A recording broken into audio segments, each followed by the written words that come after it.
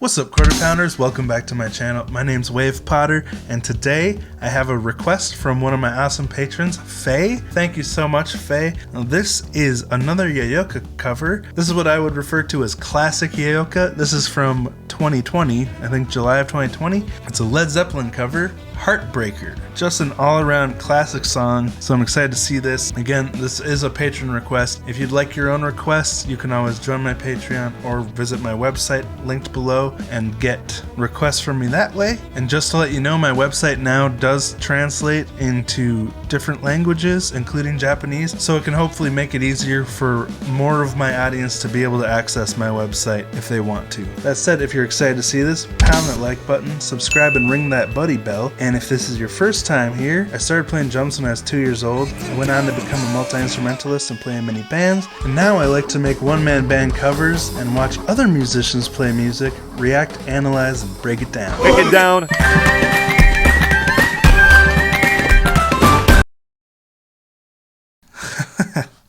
Love it.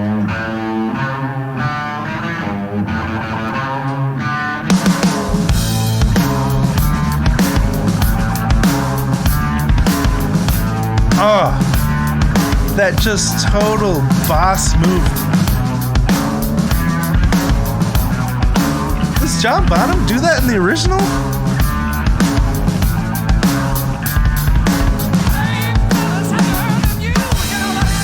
She's just killing it with those kick drum double strokes.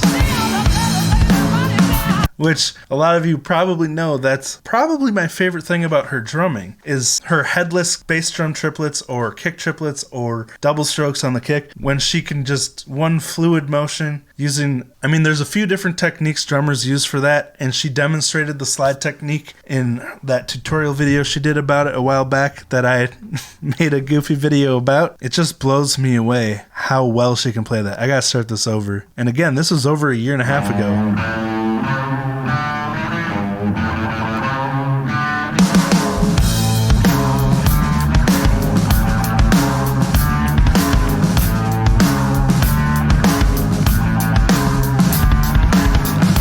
That's so cool.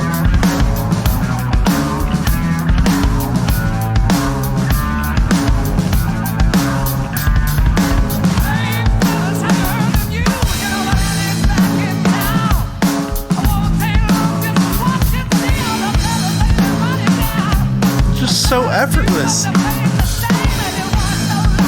I really need to practice that more.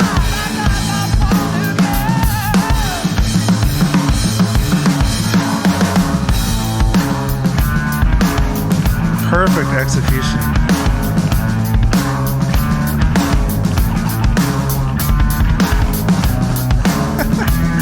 Just showing off.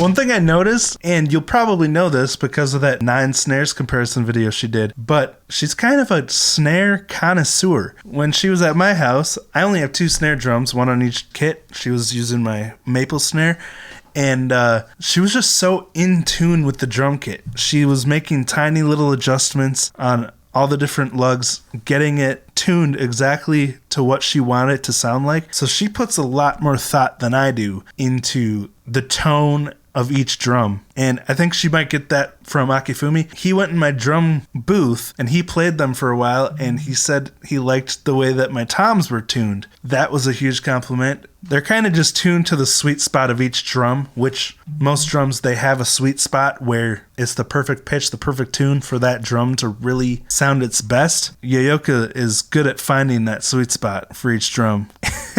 And I have a funny story about something that happened. Man, that was a very northern accent of me to... I almost sounded Canadian there. Anyway, I have a very funny story about what happened when she was tuning my snare drum, but I'll tell that in part 2 of the story video because I don't want to distract from this any longer. But all I was trying to say is that she's very good at hearing the different tones of each drum, making little adjustments that she needs to make, and really getting the drum to sound exactly how she wants to.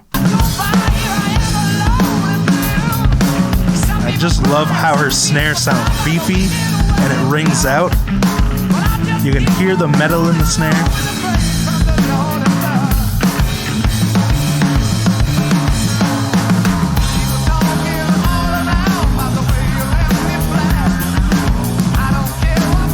Oh, another thing. The way she always keeps her hi-hat going. She was doing that at my house too. And she revealed another mistake I've been making, which is I keep my hi-hat too closed. And I think who's that drummer? Was it Stephen Clark?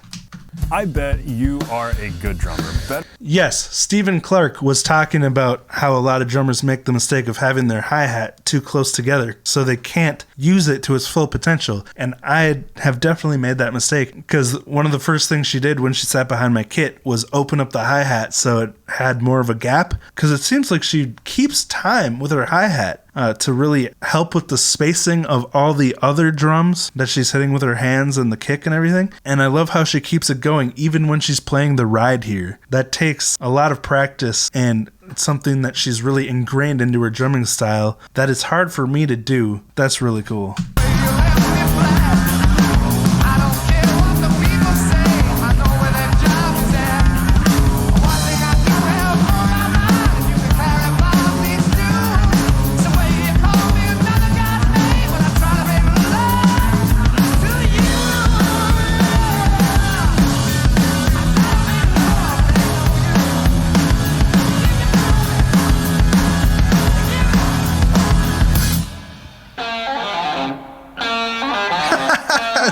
Love the way she feels the music. All the different instruments. Nice. She's got some time to read.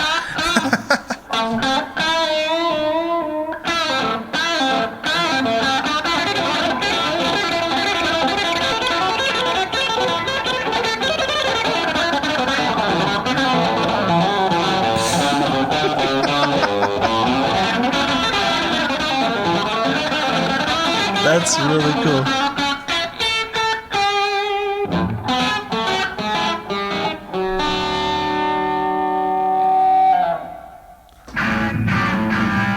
Super cool of her to represent the band's merch in the middle of her drum cover and show that she really supports the band. That reminds me of something that she gave me while she was here. I'll talk about it more on that video, but I'll just show you right now. Something she gave me the second day we were together. Is that going to be mirrored the whole time? Am I just now realizing that everything's mirrored? Oh, I'm holding it upside down. I'm such an idiot.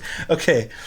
Yeah, Rosie already took one of the stickers, and then some pins. Anyway, I'll talk about these more in that video. Focus. But it was just so kind of her to give me those. Oh, and her shirt too. How did I just notice that?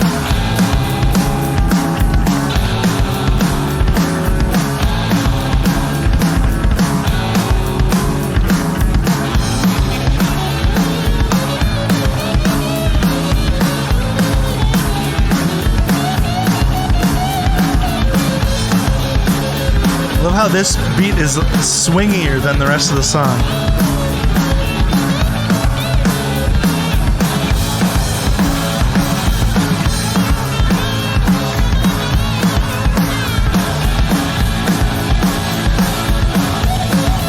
Love the bouncy kick drum work here. Oh my gosh, she was so locked into the song and how everything plays out, even though there's nothing there to count when the drums come back in there. She's so locked in that she hits it perfectly where it's supposed to be because she is so familiar with the song and knows it so well. That's really impressive. Wow.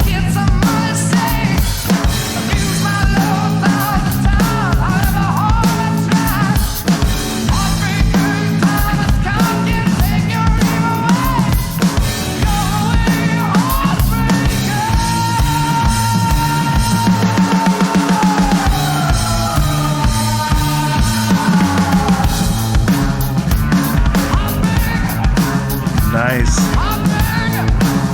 Back. Oh! That was sick.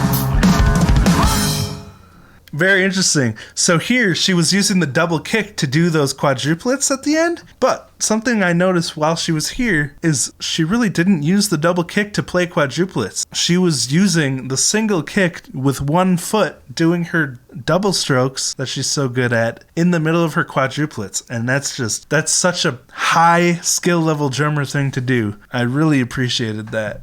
So cool. It's amazing how much she's progressed just since this video in the past year and a half. Like I talked about in the other video, like so impressive.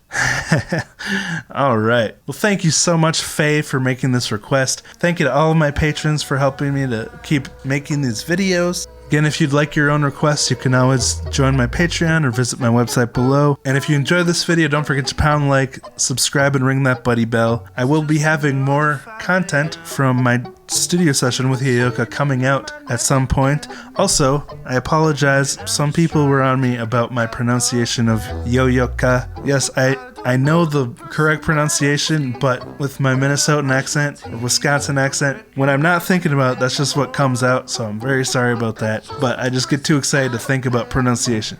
Anyway, that's where I'm going to wrap it up. Thank you for watching, and I'll talk to you next time.